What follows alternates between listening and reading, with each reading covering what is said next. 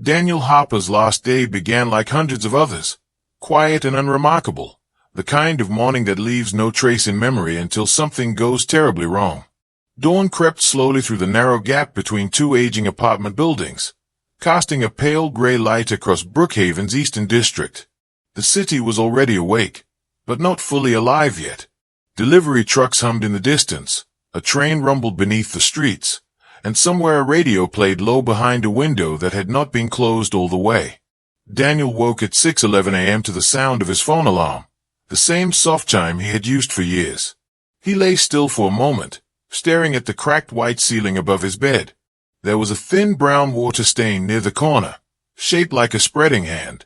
He had meant to tell the landlord about it, but like many small things in Daniel's life, it had been postponed and then forgotten. He sat up slowly, rubbed his face, and swung his feet onto the cold floor. His apartment was small but neat. A couch pressed against one wall, a folding table by the window, and a kitchenette that smelled faintly of coffee grounds and old bread. There were no photographs on the walls, no personal decorations that hinted at a past. It was the space of a man who lived carefully and left little behind. Daniel showered, dressed, and moved through his routine with mechanical precision. Dark jacket, gray hoodie, worn jeans. He checked the weather on his phone even though he already knew it would be cold. Late autumn had settled into Brookhaven, and the air carried a damp chill that crept into bones. Before leaving the bedroom, Daniel paused, opened his closet, and looked at the few shirts hanging there. For reasons he could not fully explain, he counted them quietly under his breath. When the number matched what he expected, he closed the door and exhaled. At 6:58 a.m., Daniel poured himself a cup of water and drank it standing by the sink. His reflection stared back at him from the dark window glass. He looked tired, but not unusually so. There were faint circles under his eyes, and a tightness in his jaw that suggested sleepless nights. He ran a hand through his hair and glanced at the small notebook resting beside his keys. His fingers hovered over it, then pulled away. He slipped the keys into his pocket, slung his backpack over one shoulder, and left the apartment. The hallway outside smelled of dust and cleaning chemicals. A flickering light buzzed above as Daniel walked toward the stairs. He did not take the elevator. He never did. As he descended, his footsteps echoed softly, mixing with the distant sounds of the city waking up. At the ground floor, he pushed open the heavy glass door and stepped outside. At 7:42 a.m., the security camera above the entrance recorded Daniel Harper exiting the building. The footage was clear and stable. He paused just outside the door, adjusted the strap of his backpack, and glanced down at his phone. His face was calm, almost blank, but there was a subtle tension in the way he stood, as if he were listening for something that wasn't there. After a few seconds, he put the phone away and headed down the sidewalk. The street was busy in the slow, predictable way of a weekday morning. People hurried past with coffee cups and briefcases. A woman argued quietly into her phone. A man jogged by with headphones in, eyes fixed forward. No one noticed Daniel, and he seemed to prefer it that way. He walked at a steady pace, neither rushing nor lingering, blending easily into the moving crowd. 2 blocks from his apartment, Daniel entered a small coffee shop wedged between a laundromat and a closed bookstore. The bell above the door chimed as he stepped inside. The shop was warm, filled with the smell of roasted beans and steamed milk. Behind the counter, a young cashier greeted him with a tired smile. Daniel ordered a black coffee, paid in cash, and slid a few extra bills into the tip jar. "Rough morning?" the cashier asked casually. Daniel hesitated for half a second, then shook his head. "Just a long night," he replied. She handed him his cup, and for a brief moment their eyes met. Later, she would tell police that there was something strange about him, something she couldn't explain. At the time, she only noticed that his smile didn't quite reach his eyes. Another camera inside the shop captured Daniel as he took his coffee and turned toward the door. The timestamp read 7:51 a.m. He pushed outside, steam rising from the cup in his hand, and turned left toward the subway station across the street.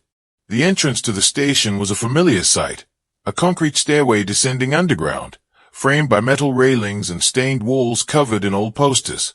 Above it, mounted high and angled downward, was a surveillance camera that had been installed years earlier and largely ignored since. It watched everything without judgment, recording thousands of faces each week that would never be seen again. Daniel approached the entrance at 7:58 a.m. The sidewalk was crowded now, commuters funneling toward the stairs. He slowed slightly, allowing others to pass, and then stepped into the open space directly in front of the camera's view. He adjusted his backpack again, shifted his weight, and looked straight ahead. For a fraction of a second, his gaze flicked upward. Not enough for anyone to notice at first, but later, when the footage was slowed down and examined frame by frame, investigators would see it clearly. Daniel looked directly at the camera. His expression changed, just slightly. There was no fear in his eyes, no panic. Instead, there was something close to resolve. He took one step forward. In the next frame, Daniel Harper was no longer there. The crowd continued moving as if nothing had happened. People walked through the space where he had been standing, unaware that anything was wrong. No one screamed. No one stopped. The coffee cup did not fall. There was no sound, no sign of struggle, no interruption in the flow of the morning. The camera kept recording. Seconds passed. Then minutes. Daniel did not reappear. By the time anyone noticed he was missing, the city had already moved on, unaware that an ordinary man had just vanished in the most impossible way imaginable. The video did not cause panic at first. In the hours after Daniel Harper failed to arrive at work and did not answer his phone, his disappearance was treated like many others. An adult man missing, possibly delayed, possibly choosing not to be found. It was only when a transit officer reviewed the subway footage that the case began to crack open in a way no one expected. The officer had been asked to pull routine footage from the station near Daniel's apartment. Nothing unusual, just a formality. When he reached the timestamp marked 7:58 a.m., he leaned closer to the screen. He watched Daniel walk into frame, saw him pause, saw him step forward, and then felt a strange chill crawl up his arms. He rewound the footage and played it again. Then again. Each time, the same thing happened. The man simply vanished. At first, the officer assumed the video had skipped. He checked the timestamp. It moved smoothly, second by second, without interruption. He checked the file for corruption. There was none. The image quality remained sharp. The lighting did not change. Daniel was present in one frame and absent in the next, as if someone had erased him from reality. The officer reported it to his supervisor, who watched the clip in silence. Within an hour, the footage was sent to the city police department. By the end of the morning, a small group of detectives stood around a monitor in a dim room, watching the same few seconds on repeat. They slowed it down. They zoomed in. They examined the shadows, the reflections in nearby windows, the movement of pedestrians. Nothing explained it. There was no passing vehicle to block the view, no door opening, no sudden crowd shift. The space where Daniel stood remained open and empty. One detective suggested a blind spot. Another suggested a camera malfunction. To rule it out, technicians were called in to inspect the equipment. The camera was tested, rewired, and reviewed against other recordings from the same morning. Everything worked perfectly. That was when someone asked the most important question. Are there any other cameras? The sidewalk was covered by more than one lens. A bank across the street had a camera facing outward. A convenience store on the corner recorded its entrance. A traffic camera monitored the intersection nearby. All three had captured Daniel from different angles at the same moment. All three showed the same impossible result. Daniel Harper disappeared from every angle at once. As news of the footage spread within the department, disbelief turned into unease. Officers who had worked hundreds of missing person cases admitted they had never seen anything like it. The sidewalk was sealed off, drawing confused looks from commuters as yellow tape went up. Forensic teams examined the ground, searching for hidden panels, loose pavement, or anything that could explain a sudden drop. They found nothing. The concrete was solid, uninterrupted, and old. Dogs were brought in to track Daniel's scent. They followed it from his apartment, through the coffee shop, down the sidewalk, and straight to the spot where he vanished. There, the dogs stopped. They circled, sniffed, and whined, unable to find a trail beyond that point. By the end of the day, word had leaked. A local reporter obtained a copy of the video from an anonymous source and aired it during the evening news.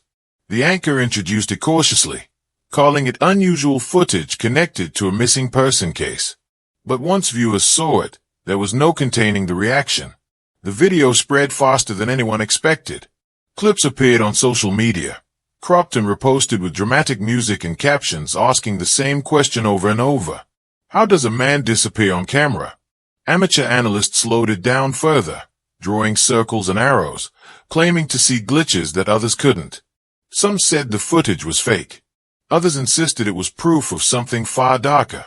Within 24 hours, national news outlets picked up the story. Experts were invited onto panels to explain what they could not explain. Video engineers confirmed the file showed no signs of editing. Psychologists speculated about mass hallucination, only to be reminded that cameras do not hallucinate. As attention grew, pressure mounted on the police to find answers. Daniel's apartment was searched again, this time with greater urgency. His phone was officially listed as missing. His bank records were examined. He had withdrawn a large amount of cash 2 weeks earlier, but there were no signs of recent spending beyond food and transportation. His emails revealed nothing unusual. His browser history was clean. Yet something about Daniel's life felt carefully controlled, as if he had been trimming away excess for a long time. Then, late one night, a junior analyst reviewing archived transit footage noticed something odd. It was unrelated to Daniel's disappearance, or so it seemed at first. The analyst had been checking the same subway camera from earlier dates, looking for calibration issues. As the footage played, a figure appeared in the background, standing near the wall, partially hidden by shadow. The figure did not move. The analyst rewound the tape and watched again. The person stood still for exactly 9 seconds, then was gone. No walking away. No turning. Just gone, much like Daniel. Curious, the analyst searched other dates. The same figure appeared again, 3 days later. Same spot. Same posture. Same 9 seconds. Each time, the figure stood where the light was weakest, face obscured, body still. And each time, the appearance lasted precisely 9 seconds. When investigators checked Daniel's known movements on those nights, another disturbing pattern emerged. During each appearance of the shadowy figure, Daniel had been recorded elsewhere in the city, on different cameras, living his normal life. It was as if the camera had been watching 2 stories at once. When this information reached the lead detective, the tone of the investigation changed. What had seemed like a bizarre accident now hinted at something deliberate, something staged or repeated.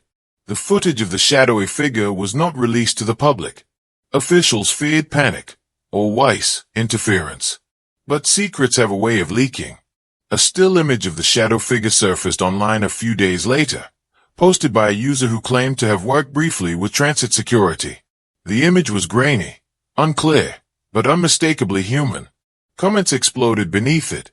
People argued over whether the figure was real or just a trick of light. Some claimed to recognize the shape, though no one could agree from where. As the city obsessed over the mystery, Daniel's absence became heavier. His employer confirmed he had not shown up for work. His neighbors admitted they barely knew him. One recalled seeing him return home late at night, always alone, always quiet. Another remembered him standing by the building entrance once, staring across the street as if waiting for someone who never came. Investigators rewatched the original disappearance footage dozens of times. In one late-night viewing, a detective noticed something previously overlooked. Just before Daniel stepped forward, a faint flicker passed across the image, so quick it was almost invisible. It did not resemble static or interference. It looked more like a shadow moving against the light. The discovery did not bring clarity. It brought dread. By the end of the first week, the case had officially become something else. It was no longer just a missing person investigation. It was a phenomenon.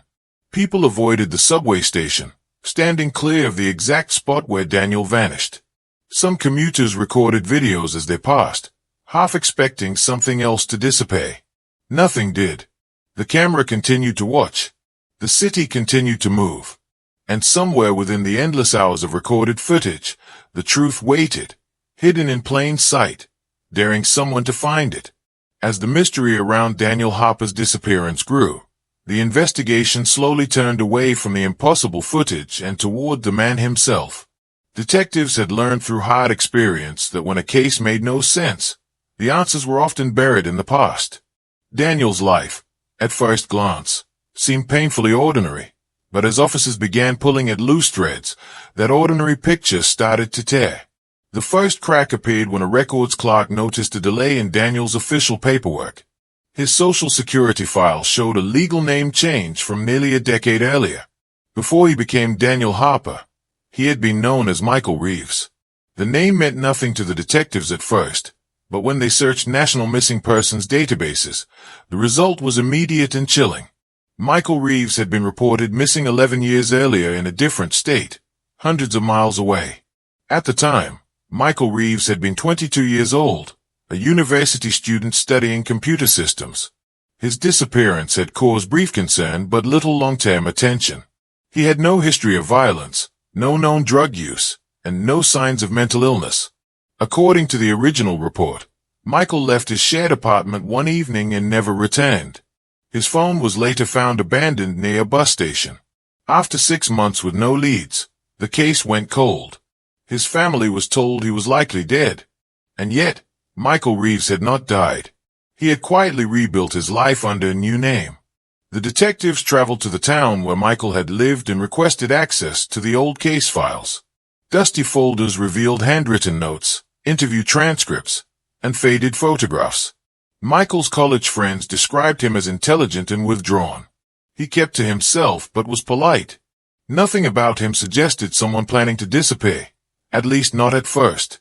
That changed during his final semester. Witness statements described a shift in his behavior. Michael had become tense, distracted, and increasingly suspicious. He asked strange questions about security systems, camera coverage, and data storage. One professor remembered Michael submitting a research paper that had unsettled him. It focused on surveillance blind spots and theoretical ways to exist outside recorded systems. The paper had been marked as creative but disturbing. Detectives tracked down Michael's former roommate, a man named Ethan who still lived in the area. When shown a photo of Daniel Harper, Ethan went pale. He stared at the image for a long moment before nodding slowly. "That's him," he said. "That's Michael." Ethan agreed to talk but seemed nervous from the start. He kept glancing at the window, lowering his voice even though no one else was present. He explained that during their last months together, Michael had been convinced someone was watching him. Not in a vague way, but with careful certainty. He believed patterns in street cameras were changing. He said the same faces appeared in different places at impossible times. Ethan admitted he had laughed it off back then. College stress, paranoia, too much caffeine. But Michael hadn't been joking. He had started covering the apartment smoke detector, unplugging electronics, and avoiding public places. One night, he told Ethan something that had stuck with him ever since. "If I disappear," Michael had said quietly, "don't believe them when they say it was random. I'm not running from something. I'm hiding from someone." Ethan said Michael never explained who they were. After Michael vanished, Ethan told police everything he knew, but none of it had led anywhere. Over time, the memory faded, filed away as a strange episode from youth. Now, sitting across from detectives again, Ethan's hands trembled. He figured something out, Ethan said. And whatever it was, it scared him enough to erase himself. Back in Brookhaven, investigators compared Michael Reeves' old records with Daniel Harper's current life. The connection was clear. Daniel had arrived in the city shortly after Michael's disappearance. He had taken low-profile jobs, avoided long-term relationships, and moved apartments frequently. He paid in cash whenever possible. He rarely used social media. His life was structured to leave minimal digital trace. It was no longer a coincidence. Daniel had been hiding, but hiding from what remained unclear. Another strange detail surfaced when police reviewed Daniel's employment history. He had worked several security-related jobs over the years, often night shifts, positions that gave him access to camera systems, access logs, and surveillance layouts. Co-workers described him as competent but distant. He asked unusual questions, not about people, but about coverage angles and recording delays. One former supervisor recalled Daniel requesting copies of camera blind spot maps, claiming it was for safety audits. The request had been approved without much thought. At the time, it seemed responsible. Now, it felt ominous. The investigation uncovered a pattern in Daniel's recent movements as well. In the weeks before his disappearance, he had been visiting the same subway station late at night. Transit logs showed his entry and exit times, always consistent. He arrived, stood near the entrance, and left without boarding a train. When footage from those nights was reviewed, the pattern became disturbing. Daniel stood in the same place where he would later vanish, always for exactly 9 seconds. He did not move. He did not look at his phone. He simply stood there, still and focused, before walking away. It looked like practice, or preparation. Detectives began to wonder if Daniel's disappearance was not an accident or an abduction, but a controlled event. Something rehearsed over time. Something deliberate. The theory became harder to ignore when analysts noticed another detail buried deep in archived footage. On one of the nights Daniel practiced standing at the station, another camera across the street caught a reflection in a dark window. For a brief moment, 2 Daniels appeared at once. One standing near the station, another walking several feet behind him. The image was unclear and lasted less than a second, but it was enough to unsettle everyone who saw it. Technicians argued it was a reflection error, a trick of glass and angle.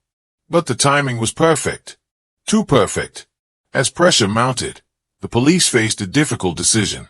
Should they release Daniel's true identity to the public? Would it help or only fuel speculation?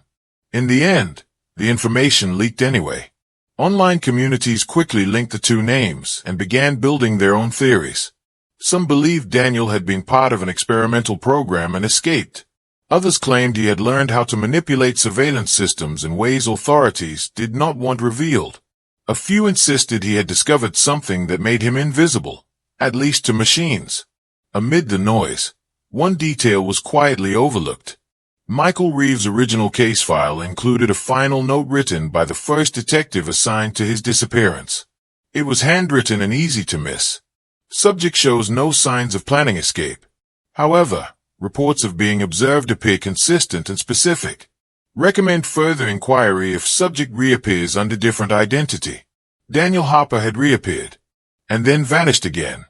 The realization hit the investigation team hard. This was not a one-time event. This was a cycle. A man who had already disappeared once had done it again, this time in front of the entire world.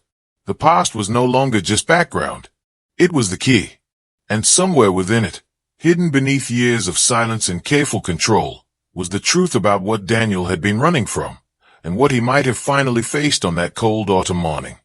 By the time the investigation reached what would later be called its 4th phase, the mood inside the task force had changed completely. The disbelief that once surrounded Daniel Harper's disappearance had hardened into something darker and more dangerous. The detectives no longer asked whether something unnatural had happened. They asked who had made it happen, and why. The turning point came quietly, buried beneath layers of routine analysis. A civilian tip arrived late one evening through an encrypted police inbox. The sender did not give a name, only a message short enough to be ignored under normal circumstances. It read that the shadowed figure seen in older subway footage was known to a small group of people and had been seen before, always near surveillance infrastructure. The message ended with 2 words that made the lead detective pause.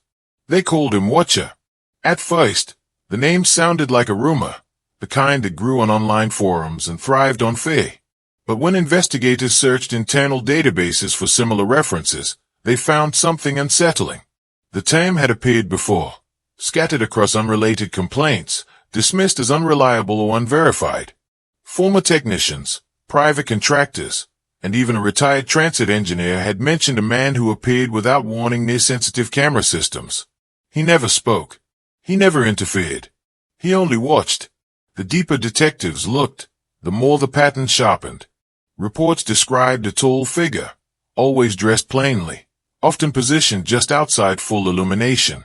He appeared briefly and then vanished, leaving no trace in official logs. Some witnesses claimed he knew exactly where cameras could not see clearly.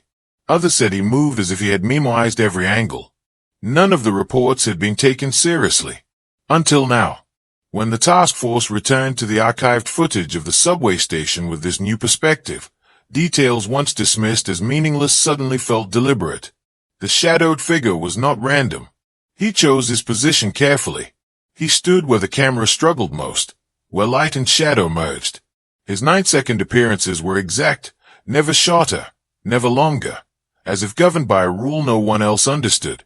Investigators wondered if Daniel Harper had noticed the figure long before they had. The thought was chilling.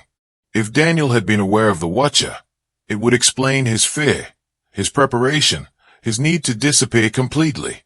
The search for the Watcher moved from rumor to reality when a breakthrough came from an unexpected source. A former government subcontractor contacted police after seeing the footage on the news. He asked for immunity before speaking. When it was granted, he revealed information that shifted the entire case. Years earlier, he had worked on a classified project related to surveillance optimization. The official goal was to improve coverage efficiency. The unofficial goal, he claimed, was to study behavioral erasure. The theory behind it was simple and terrifying. If enough systems failed to register a person at the same time, the person effectively ceased to exist within recorded reality. No records. No proof. No trail. The project had been shut down, at least officially, after ethical concerns were raised. But according to the subcontractor, not everyone walked away. There was one guy, he said. He believed the system could be beaten both ways. That you could vanish, or make someone vanish, if you understood it well enough. When asked for a name, the man shook his head. He claimed he never knew it. Only the nickname people whispered behind closed doors. Watcher. The implications were staggering. If the Watcher was real, and if he had continued working outside official channels, then Daniel's disappearance was not supernatural. It was engineered. As detectives worked through the night, another discovery surfaced that brought Daniel back into focus. During a second, more aggressive search of his apartment, officers removed a section of drywall behind his closet. Inside, taped carefully between studs, was a thin notebook. Its pages were worn, filled with cramped handwriting and diagrams drawn in pencil. The notebook did not read like a diary. It read like instructions. Dates and times were listed alongside camera IDs and location codes. Arrows pointed toward shaded areas, corners of buildings, places where angles overlapped imperfectly. Satan entries were circled repeatedly. The subway station appeared more often than any other location. The final page was different. Written larger, as if the writer's hand had been shaking, were the words that froze the room. This is the only way out. Below it was a single time and place. Tuesday, 7:58 a.m. Daniel had not stumbled into his disappearance. He had walked into it knowingly. The realization brought no comfort. If Daniel had orchestrated his own vanishing, then he believed something worse awaited him if he did not. Something he could not outrun. Something that watched him long enough for him to understand the rules. Before the team could process the full meaning of the notebook, the case took one final, devastating turn. At exactly 2:13 a.m., nearly 3 months after Daniel Harper vanished, the subway camera flickered. The change was subtle, almost invisible unless you were looking for it. The image softened for a fraction of a second, then stabilized. And someone was standing there. The figure occupied the same position Daniel had stood in on the morning he disappeared. The lighting was poor, but the outline was unmistakable. A man. Thin. Still. Facing the camera. For 9 seconds, he did not move. Then he lifted his head. When technicians enhanced the image, the room went silent. The man was Daniel Harper. His face was gaunt, his eyes dacre, as if sleep had become a stranger to him. He looked older, worn down by something unseen. He stared directly into the lens, not with fear, but with something close to certainty. Just before the image cut out, Daniel smiled. Police were dispatched immediately, but by the time they reached the station, the space was empty. No witnesses reported seeing anyone enter or leave. The camera logs showed no anomalies beyond the brief flicker. Frame-by-frame analysis revealed one final detail. Daniel raised his hand and pointed at the camera. His lips moved, slowly and deliberately.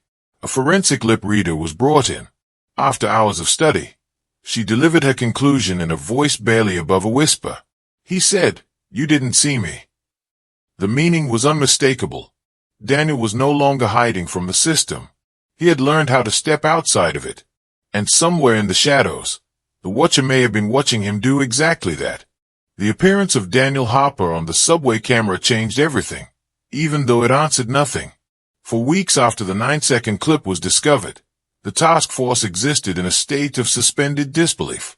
The case, already fragile and strained by impossible evidence, now sat on the edge of something far more disturbing. A missing man had returned to the place where he vanished, looked into the same camera, and left behind a message meant to be understood. "You didn't see me." Those 4 words became the center of the investigation, repeated endlessly in briefing rooms and late-night conversations. They were not a plea. They were not a threat. They sounded like a rule. Police reviewed every second of footage recorded in the subway station after that night. They searched nearby streets, businesses, and rooftops. They questioned transit workers and homeless residents who slept near the entrance. No one had seen Daniel. No one had noticed anything unusual. It was as if the moment belonged only to the camera and whatever existed beyond it. As public pressure mounted, officials faced an uncomfortable reality. The story was no longer just about a missing man. It was about the limits of surveillance, the idea that being recorded meant being known. Daniel Harper had exposed a terrifying possibility. That a person could exist beyond observation, beyond proof, beyond accountability. The city responded with fear. People stopped trusting cameras.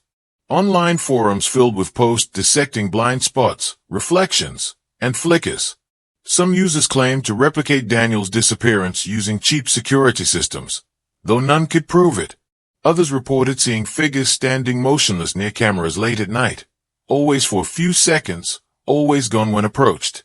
Police dismissed most of it as hysteria, but privately, many officers avoided the subway station altogether.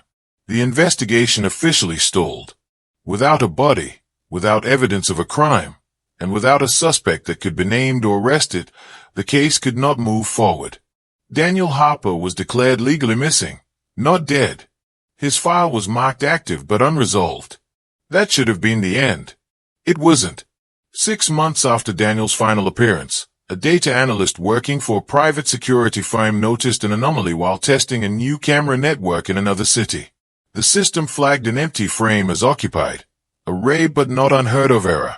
When the analyst reviewed the clip, he froze. For 9 seconds, a man stood in the center of the frame. The lighting was poor, but the posture was familiar. The stillness, the way the figure faced the camera, unmoving. The analyst sent the clip anonymously to a journalist who had covered Daniel's case extensively. The journalist compared the 2 videos side by side. The man was Daniel Harper. The clothing was different. The setting was different. But the face, thinner now and marked by deep lines of exhaustion, was unmistakable. Once again, Daniel did not move. Once again, he stayed into the lens. This time, he did not smile. The clip never aired on television. The journalist hesitated, fearing the consequences of releasing something that would reignite public panic. Instead, he contacted the police quietly. The response was swift and firm. The footage was seized, and the analyst was warned to remain silent. The implication was clear. Daniel Harper was no longer bound to one location. He was appearing wherever cameras existed, but only briefly, only on his terms. As weeks passed, more reports surfaced within law enforcement circles, though none were acknowledged publicly. A traffic camera in a small town. A security feed inside a closed office building. A private home system left running overnight. Each time, the same pattern appeared. 9 seconds. No movement. Direct eye contact with the lens. Never a reflection. Never a shadow. Always deliberate. The task force reconvened in secret, now operating more as observers than investigators. They could not chase a man who did not exist in conventional space. They could not arrest someone who left no physical trace. The question shifted from where Daniel was to what he had become. One theory suggested Daniel had learned how to exploit synchronization delays between camera systems, placing himself in overlapping blind spots. Another suggested advanced editing or projection, though no equipment was ever found. A smaller group feared the truth was something far worse. That Daniel had learned how to exist in moments between recorded frames, slipping through the cracks of digital reality. The Watcher, if he still existed, was never found. No confirmed sightings. No records. No proof he had ever been real beyond rumor and implication. Some investigators began to believe the Watcher was not a person at all, but a role. A consequence. Someone who discovered the system's weakness and paid the price for knowing it. Perhaps Daniel had crossed that same line. The final development.